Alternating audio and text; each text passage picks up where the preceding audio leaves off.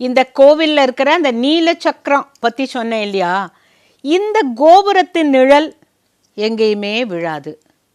தவிர இந்த கோபுரத்தில் ஒரு பறவை கூட வந்து உட்காராது. மற்ற கோவிலெல்லாம் நீங்கள் பார்த்தீங்கன்னாக்கா மாடப்புறாலாம் கூடு கட்டிகிட்டு இருக்கும், கிளிகள்லாம் இருக்கும், அங்கே ஒரு பறவையும் வராதான். அப்புறம் இந்த கொடிக்கு பேர் ரொம்ப அழகாக ஒரு பேர் வைக்கிறாங்க, பதித்த பாவன், ஏழைகளின் பங்காளன்கிற மாதிரி பதித்த பாவன் அப்படின்னு. அந்த கோவிலை பற்றி சொல்லணும்னா அத்தனை விஷயங்கள். அந்த ரத யாத்திரைக்கு முன்னால் அந்த வீதியை பெருக்கிறது யார் தெரியுமா? அந்த ஒரிசா மகாராஜா. எதை வச்சு பெருக்குவாராம்? தங்கத்துடப்பம். நீங்கள் அடுத்த தடவை இந்த நிகழ்ச்சி வந்து லைவாக வரப்போது நீங்கள் பார்க்கணும். அவர் தங்கத்தொடப்பத்தால் அந்த தேர்லேருந்து அப்படி பெருக்கிக்கிட்டே வருவார். அப்புறமா தான் அந்த தேர் நகரும். அங்கே மூலவரை கொண்டு வந்து அதில் உட்கார வைப்பாங்க. எவ்வளோ பெரிய உருவம் தெரியுமா அது? அந்த உருவத்தில் கொண்டு வைப்பாங்க. இந்த 3 பேருடைய சிலைகளையும், அந்த மர சிலைகளையும், அதாவது தெய்வ உருவத்தையும் பார்க்குற பொழுது 3க்குமே மூக்குத்தி போட்டிருக்கும். இதில் என்ன வேடிக்கைன்னு கேட்டால், ஆண்களுக்கு வலது பக்கம் மூக்கு குத்துவாங்களாம், பெண்களுக்கு இடது பக்கம் மூக்கு குத்துவாங்களாம். இது அந்த காலத்து வழக்கம். அதுபோல் கிருஷ்ணருக்கும் பல்ராமருக்கும் வலது பக்கத்தில் மூக்குத்தி இருக்கும், சுபத்ராமாவுக்கு இடது பக்கத்தில் மூக்குத்தி இருக்கும். மூக்குத்தின்னு நத்து மாதிரி போட்டிருப்பாங்க. அதுக்கு இன்னொரு விளக்கம் கூட ரொம்ப அழகாக சொல்கிறாங்க. ஒரு பெற்ற தாயை விட கருணையோடு அவர் தாய் போல் இருந்து காப்பாற்றுவதனால ஒரு தாயினுடைய உருவத்தையும் அதில் பார்க்கலாம் அப்படின்னுட்டு. அந்த ஒரிசா மக்களுக்கு வேற ஒன்றுமே தெரியாது. பூரி அப்படின்னு நீங்கள் சொல்லிட்டீங்கன்னாங்க, ஒரிசா, கட்டாக் அந்த பக்கம் எல்லாம் கிருஷ்ணர், பல்ராமர், சுபத்ரா, எங்கள் ஜெகநாத், இதை தவிர அவங்களுக்கு வேறு ஒன்றுமே தெரியல. அப்புறம் இந்த பாட்டை நீங்கள் கேட்டிருப்பீங்களே, சந்தன சர்ச்சித நீல கலேபர பீத்தவசன வனமாலி கேலி சலன் மணி குண்டல மண்டித ಗಂಧಯುಗ ಸ್ಮಿತಶಾಲಿ ಹರಿರಿಹ ಮುಗ್ಧವಧೂ ನಿಖರೇ ವಿಲಾಸಿನಿ ವಿಲಸತಿ கேளிப்பரே. இந்த பாட்டெல்லாம் எழுதினவர் ஜெயதேவர், கீத கோவிந்தம். அவர் கிருஷ்ணனை, ராதைய, அந்த கோபிகைகளெல்லாம் பற்றி அவ்வளவு அழகாக எழுதியிருப்பார். இவரை பற்றி ஒரு வரலாறு சொல்லணும். அங்கேருந்து ஆரம்பித்தது இன்றைக்கி வந்து பரதநாட்டியத்தில் ஆடுறாங்க, குச்சிப்புடியில் ஆடுறாங்க, அங்கே ஒடிசிலையும் ஆடுறாங்க. இது அப்பேற்பட்ட ஒரு அற்புதமான அந்த கீத கோவிந்தம்ங்கிறது கிருஷ்ணரையும் ராதையும் பற்றி. அவர் ஒரு முறை எழுதி கொண்டிருந்தாராம். அவருடைய மனைவி பேர் பத்மாவதியார். இவர் பாடுவாராம், அந்த அம்மா ஆடுவாராம் கோவிலில். ஒரு நாளைக்கு இவருடைய கற்பனையில் ராதா ரொம்ப கோச்சுன்னு விட்டுறாளாம். அப்போ கிருஷ்ணர் சொல்கிறாராம், அம்மாடி நீ என்னை கோச்சுக்காத, என்னால் தாங்கவே முடியாது, நான் வேணா உன் பாதத்தில் என்னோட சிரசை வைக்கிறேன் அப்படின்னு இவருக்கு கற்பனை தோணியிருக்கு. உண்மையில் அது நடந்ததா இல்லையாங்கிறது இல்லை. ஐயோ அது எப்படி வந்து கிருஷ்ணர் போய் ராதையோடைய காலில் போய் தன்னுடைய தலையை வைக்கிறது, அவனுடைய காலை எடுத்து என் சிரசில் வெயின்னு சொல்கிறாரே, இதெல்லாம் சரிப்பட்டு வராது, ஏதோ தப்பாக எழுதணும்னு தோணுது, வேண்டாப்பா அப்படின்னு அதை அப்படியே வச்சுட்டு இந்த ஓலை சுவடியையும் எழுத்தாணியையும் அங்கேயே வச்சார். பத்மாவதி நான் போய் நதியில் குளிச்சுட்டு வரேன் அப்படின்னு சொல்லிட்டு தலையில் எண்ணெய் வச்சுக்கிட்டு இவர் குளிக்க போகிறார். குளிக்க போனவர் வரதுக்கு கொஞ்சம் நேரம் ஆகும் இல்லையா, குளிச்சு முழுகி வரணும்னுட்டு. ஆனால் போனவர் உடனே திரும்பி வந்துட்டார்.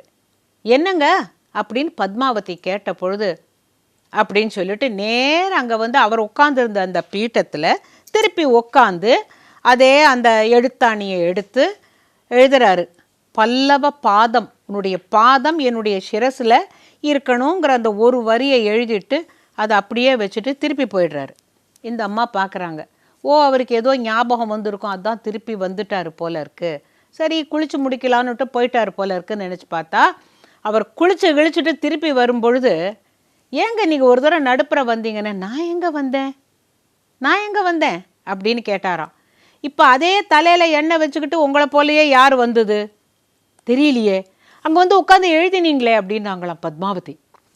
அங்கே ஓடி போய் பார்த்தா இவர் என்ன வரி எழுதக்கூடாது, எழுதினா தப்போ அப்படின்னு நினச்சாரோ அந்த வரியை கிருஷ்ணரே வந்து எழுதினதாக சொல்லுகிறார்கள்.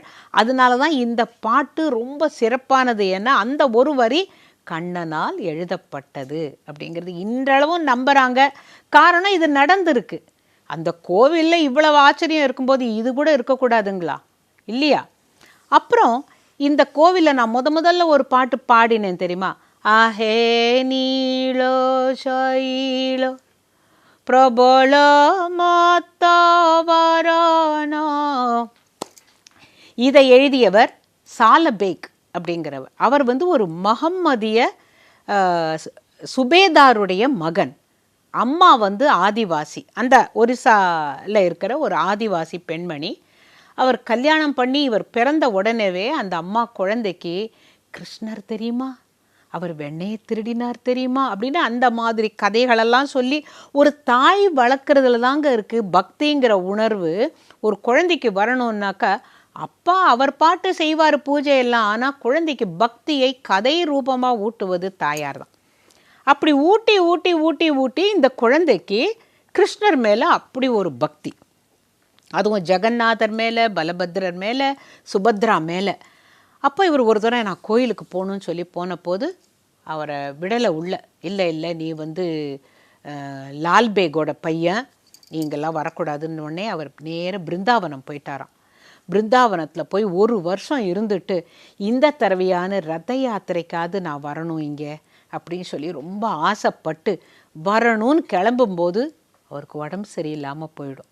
அப்போ சொல்லுவாராம் ஜெகநாத், நான் உன்னை உண்மையாக பக்தி செலுத்துகிறேனே, சின்ன வயசுலேருந்து எனக்கு உன் மேலே அவ்வளவு ஆசை, எனக்கு உன்னை பார்க்கணுன்னு அவ்வளவு ஆசையாக இருக்குது, கோவிலுக்குள்ளே தான் என்னை விடலை, ஆனால் நீ ரத்தத்தில் வரும்போது நான் உன்னை பார்க்கணுமே, உங்கள் 3 பேரையும் பார்க்கணுமே, எனக்கு உடம்பு முடியலையே, உடம்பு சரியாகிற வரைக்கும் நீ ரத்த யாத்திரை கிளம்பிட்டா கூட எனக்காக கொஞ்சம் காத்துட்டுருக்க முடியுமா அப்படின்னு பிரார்த்தனை பண்ணாராம். அதனால தான் அது அப்படி கிளம்பி வந்துட்டு அந்த மாசிமா கோவில்கிட்ட வரப்போது இன்றைக்கும் அவர் நின்றுடுறார்.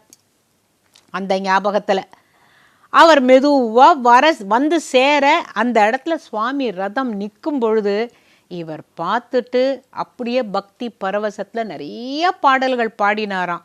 அங்கேயே இருந்து நிறைய பாடல்களை பாடி கடைசியில் இன்றைக்கும் அவருடைய சமாதி அங்கே இருக்குது.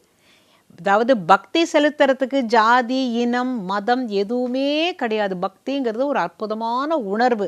அது உங்களுக்கும் அந்த பரம்பொருளுக்கும் இடையே உள்ள ஒரு அற்புதமான ஒரு தங்கச்சங்கிலின்னு சொல்லணும், அறுக்க முடியாத ஒரு பிணைப்பு.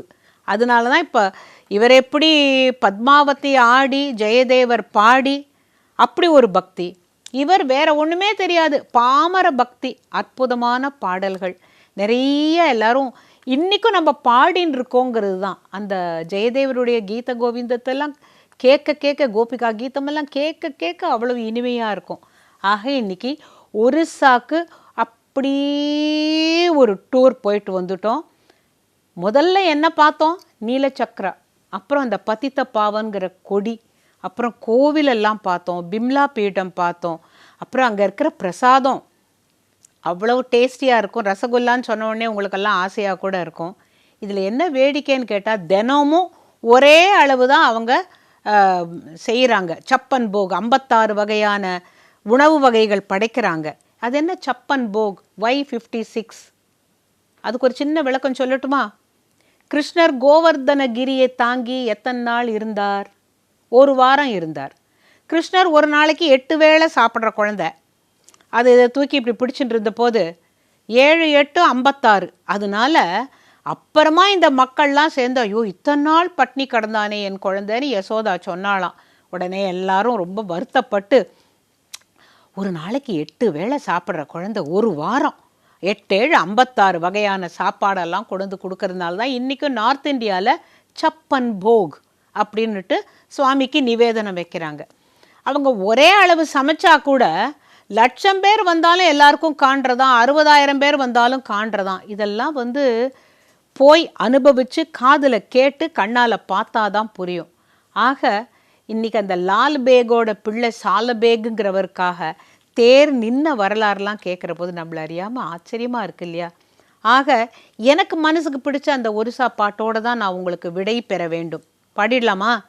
आहे नीलो शैलो प्रबल मतवरण मोआरत नळिनी पनकुकर दळन आहे नीलो शैलो.